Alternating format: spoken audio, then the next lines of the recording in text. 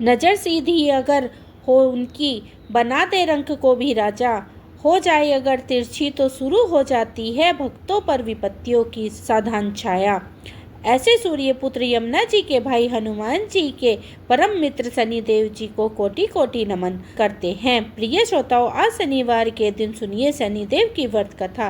कथा को पूरा सुनकर कमेंट बॉक्स में शनिदेव की जय जरूर लिखिएगा।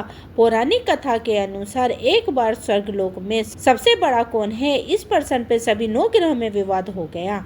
सभी ग्रह एक दूसरे से कहने लगे कि मैं सबसे बड़ा, और इस पर विवाद इतना बढ़ गया कि परस्पर भयंकर युद्ध की परिस्थिति जैसी बन गई। कोई हल न निकलता देखकर सभी 9 ग्रह के देवता देवराज इंद्र के पास जा पहुंचे और कहने लगे, हे देवराज, अब तो आपको ही निर्णय करना होगा कि हम में से सबसे बड़ा कौन है। देवताओं का प्रश्न सुनकर देवराज इंद्र भी उलझन में पड़ गए।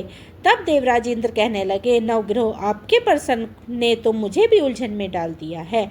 मैं इस प्रश्न का उत्तर देने में असमर्थ हूँ। हम सभी पृथ्वीलोक में उज्जैनी नगरी में राजा विक्रमादित्य के पास चलते हैं।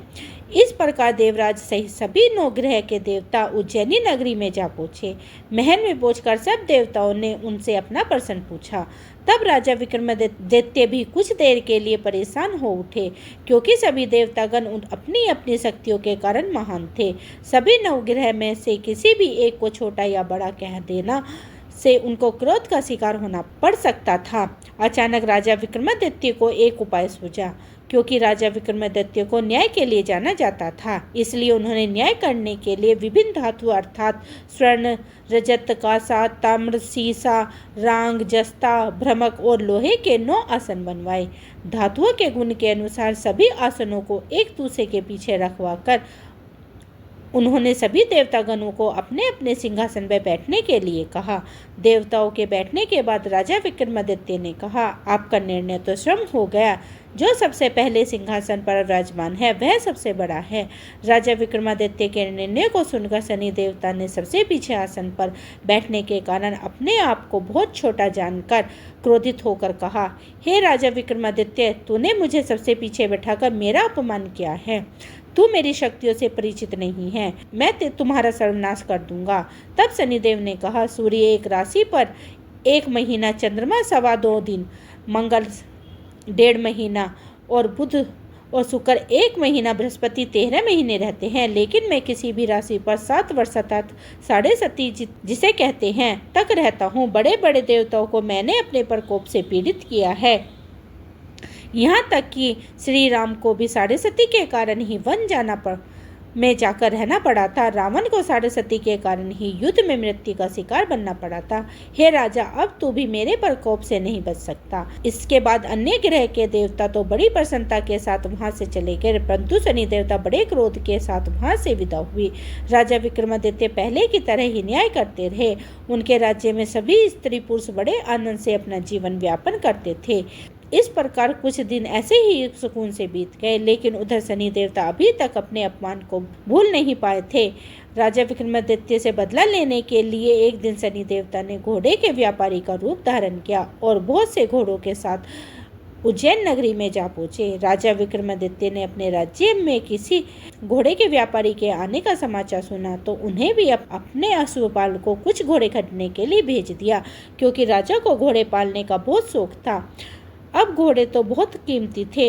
अश्वपाल ने जब वापस लौटकर इस बारे में राजा विक्रमादित्य को बतलाया तो राजा ने स्वयं आकर एक सुंदर और शक्तिशाली घोड़े को पसंद कर लिया। घोड़े की चाल देखने के लिए राजा उस घोड़े पर सवार हुए तो वह घोड़ा तो बिजली की गति से दौड़ पड़ा। तेजी से दौड़ते हुए घोड़ा राजा को दूर एक जंगल में ले गया और फिर वहां पहुंचकर राजा को गिराकर जंगल में ही कहीं गायब हो गया। अब राजा अपने नगर को लौटने के लिए जंगल में ही भटकने लगा, लेकिन उन्हें लौटने का कोई रास्ता नहीं मिला। भटकते भटकते जंगल में इस प्रकार राजा को जोर से भूख प्यास लगने लगी। काफी दूर तक भटकने के बाद आखिरकार राजा को एक चरवाहा मिला। राजा ने उससे पानी मांगा। पानी पीकर राजा ने उस चरवाहे को अपनी अंगूठी दे दी। फिर उससे रास्ता पूछकर वे जंगल से निकलकर पास के ही एक नगर में जा पहुंचे। अब राजा विक्रमादित्य ने एक सेठ की दुकान पर बैठकर कुछ देर तक तो आराम किया। उस सेठ ने राजा से बातचीत की, राजा के बारे में पूछा तो राजा ने बताया कि मैं उज्जैनी नगरी से आया हूँ। राजा के कुछ देर दुकान पर बैठने से अब सेठ जी की बहुत बिक्री हुई। सेठ जी ने राजा को बड़ा भाग्यशाली समझा कि इन्हीं के कारण आज मेरी दुकान में सबसे ज़्यादा बिक्री हुई है। तो उन्होंने खुश होकर राजा को अपने घर पर भोजन के लिए आमंत्रित कर दिया और उन्हें अपने घर ले गया। सेठ के घर पर सोने का एक हार खूंटी पर लटका हुआ था। राजा को उस कमरे में छोड़कर सेठ कुछ देर के लिए बाहर चला गया। तभी एक आश्चर्यजनक घटना घटी। राजा विक्रमादित्य के देखते ही देखते सोने के उस हार को खूंटी ने निगल लिया। वापस लौटकर सेठ ने देखा कि हार तो वहाँ पर नहीं था। हार को गायब देखा तो चोरी का संदेह राजा पर ही किया, क्योंकि उस कमरे में केवल राजा ही अकेला बैठा था। तब सेठ ने अपनी नौकरों से कहा कि इसे परदेसी को रस्सियों से बांधकर नगर के राजा के पास ले चलो। इस तरह से राजा को रस्सियों से बांधकर नगर के राजा के पास ले जाया गया। राजा ने जब राजा विक्रमादित्य से हार के बारे में पूछा तो उन्होंने बताया कि उनके देखते ही देखते खूंटी ने वह हार निकाल लिया था। इस प्रकार राजा ने क्रोधित होकर चोरी करने के अपराध में राजा विक्रमादित्य के हाथ पार काटने का आदेश दे डाला। किसी ने भी राजा की बात का पर विश्वास नहीं किया। इस तरह से राजा विक्रमादित्य के हाथ पार कटकर उन्हें नगर की सड़कों पर छोड़ दिया गया। कुछ दिनों के बाद एक तेली उन्हें उठाकर अपने घर ले गया और उन्हें अपने कोल्हू पर बिठा दिया। अब राजा आवाज देकर कोल्हू को हाँकता रहता और इस तरह तेली का बैल चलाता रहता। अब राजा को भोजन भी मिलता रहता। शनि के प्रकोप की 7.5 पूरी होने पर वर्षा ऋतु प्रारंभ हुई। अब एक दिन राजा विक्रमादित्य एक रात को मेघ मल्हार गा रहे थे कि तभी नगर के राजा की लड़की राजकुमारी मोहिनी रथ पर सवार होकर उस तेली के घर के पास से गुजरी। जब उन्होंने मेघ मल्हार सुना तो उसे बड़ा अच्छा लगा। दासी को भेजकर गाने वाले को बुला लाने को कहा। अब दासी ने लौटकर राजकुमारी को अपंग राजा के बारे में सब कुछ बता दिया। राजकुमारी उसके मेघ मल्हार से बहुत मोहित हुई, अतः उसने सब कुछ जानकर भी अपंग राजा से विवाह करने का निश्चय कर लिया।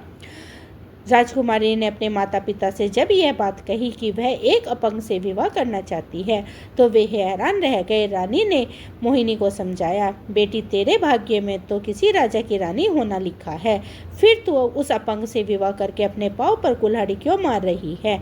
लेकिन राजकुमारी ने अपनी जिद नहीं छोड़ी। अपनी जिद को पूरा करने के लिए उसने भोजन करना छोड़ दिया और अपने प्राण त्याग देने का निश्चय कर लिया। आखिरकार राजा और रानी को विवश होकर अपंग विक्रमादित्य से अपनी राजकुमारी का विवाह करना ही पड़ा। विवाह के बाद राजा विक्रमादित्य और राजकुमारी उसी तेली के घर पर रहने लगे। उसी रात स्वप्न में शनिदेव ने राजा से कहा, हे राजा, तुमने मेरा प्रकोप देख लिया, मैंने तुम्हें अपना अपमान का दंड दे दिया है। इस प्रकार राजा ने शनिदेव से क्षमा करने की कहा और प्रार्थना करते हुए कहने लगे, हे शनिदेव, आपने जितना दुख मुझे दिया है किसी और को कभी मत देना। तभी शनिदेव ने कुछ सोचकर कहा, हे राजा, मैं तुम्हारी प्रार्थना स्वीकार करता हूँ। जो कोई स्त्री पुरुष मेरी पूजा करेगा, शनिवार को व्रत करके मेरी व्रत कथा सुनेगा, उस पर मेरा आशीर्वाद सदा बना रहेगा। इस प्रकार प्रातःकाल जब राजा विक्रमादित्य की नींद खुली तो उसने अपने हाथ पैर सही सलामत देखे। यह देखकर राजा को बड़ी खुशी हुई।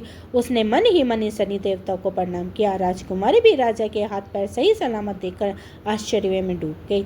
तब राजा विक्रमादित्य ने अपनी इस असली पहचान परिचय देते हुए शनिदेव के प्रकोप की सारी कहानी रानी को कह सुनाई। सेठ को जब यह बात पता चली तो वह दौड़ा दौड़ा तेली के घर पहुंच गया। राजा के चरणों में गिरकर क्षमा मांगने लगा। राजा ने उसे क्षमा कर दिया, क्योंकि यह सब तो शनिदेव के प्रकोप के कारण हुआ था।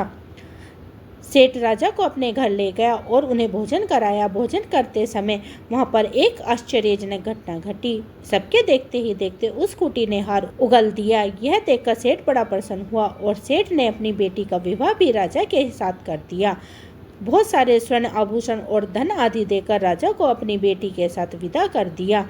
अब राजा विक्रमादित्य राजकुमारी मोहिनी और सेठ की बेटी के साथ उज्जैन नगरी में पहुंचे तो नगरवासियों ने बड़ी खुशी से उनका स्वागत किया। अगले दिन राजा विक्रमादित्य ने पूरे राज्य में घोषणा करा दी कि शनिदेव सभी देवताओं में सर्वश्रेष्ठ हैं, इसलिए हर स्त्री और पुरुष शनिवार को उनका व्रत करे और व्रत कथा अवश्य सुने।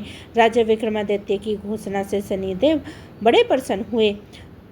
शनिवार का व्रत करने वाले और कथा व्रत सुनने के कारण सभी लोगों की मनोकामनाएं शनिदेव की कृपा से पूरी होने लगी। सभी लोग बड़े आनंद पूर्वक रहने लगे। बोलिए शनि देवता की जय। दोस्तों, ये थी शनिवार के व्रत की कथा। उम्मीद करती हूँ आपको मेरी ये कथा पसंद आई होगी। दोस्तों, आप मेरे वीडियो को लाइक करें, परिवार और भक्तजनों में शेयर करें। अगर आपने मेरा ये चैनल अभी सब्सक्राइब नहीं किया तो सब्सक्राइब कर लीजिए, क्योंकि यहीं पर मैं रविवार की और प्रदोष व्रत की कथा भी लेकर आऊँगी। हरे कृष्णा, राधे राधे।